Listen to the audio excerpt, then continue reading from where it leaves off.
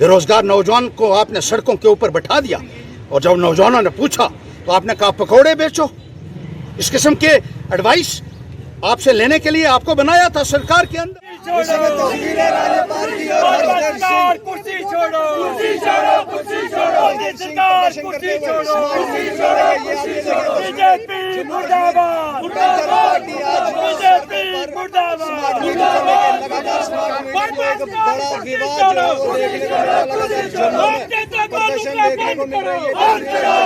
तो 28% तक जीएसटी आपने लोगों की हालत ये है कि हर एक चीज के ऊपर आज टैक्स है। खाने पीने की चीजों के ऊपर टैक्स है, बच्चों की किताबों के ऊपर, कापियों के ऊपर टैक्स है, पेन पेंसिल के ऊपर टैक्स है, पेट्रोल डीजल के ऊपर 3 टैक्स लगे हुए हैं, गैस के ऊपर टैक्स है। आप तो लोगों की खाल उधेड़ रहे हैं। क्या आपको सत्ता में बने रहने का कोई अधिकार है? मैं पूछना चाहता हूँ। जो कह रहे हैं वो उनकी अपनी भाषा नहीं है, वो भारतीय जनता पार्टी की भाषा बोल रहे हैं। भारतीय जनता पार्टी ने उनको यहाँ लाया हुआ है और वो वही कहते हैं जो बीजेपी उनको कहती है। इसलिए हमें बीजेपी की सरकार को पूछना है, जो यहाँ बिजली तो दे नहीं सकी है, लगातार कट, जब देखो कभी शेड्यूल्ड कट है, कभी अनशेड्यूल्ड कट है, बिजली लोगों को हासिल नहीं हो रही है, बच्चों की पढ़ाई से कितनी बर्बाद हो रही है, बिल कितने आ रहे हैं। गाँव में चले जाइए, फ्लैट रेट लगा रहे हैं 900 रुपया लोगों से। आपका घर में 2 बल्ब जले लगे हैं या 3 लगे हैं, लोगों की लूट हो रही है। और आप स्मार्ट मीटर लगाने की बात कर रहे हैं, पहले बिजली तो दीजिए। और जो वादे आपने किए उसके ऊपर आप पूरे तरीके से फिसली साबित हुए। आप कहते थे महंगाई की मार बहुत हो गई है।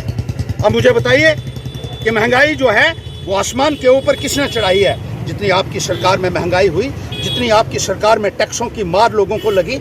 आप अपोजिशन में तो कहते थे जीएसटी जो है वो किसी भी सूरत में लगने नहीं देंगे, और जब आप सत्ता में आए तो 28% तक जीएसटी आपने लोगों की हालत ये है कि हर एक चीज़ के ऊपर आज टैक्स है।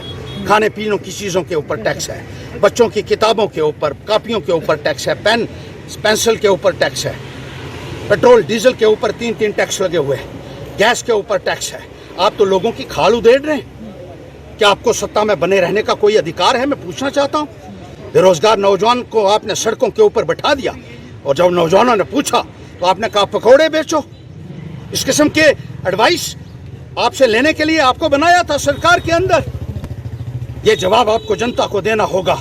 और जनता से कहना चाहता हूं कि इकट्ठा हो जाइए, आवाज उठाइए। यह सरकार लोगों को पीस रही है, महंगाई की चक्की में लोगों को पीसा जा रहा है, उनका खून निचोड़ा जा रहा है, और ये किसी भी कीमत पर बर्दाश्त नहीं किया जा सकता। कि मुझे लगता है कि अब लोगों को समझ आ रही है कि united we stand, divided we fall. इस बात को समझना होगा और इकट्ठा होना होगा।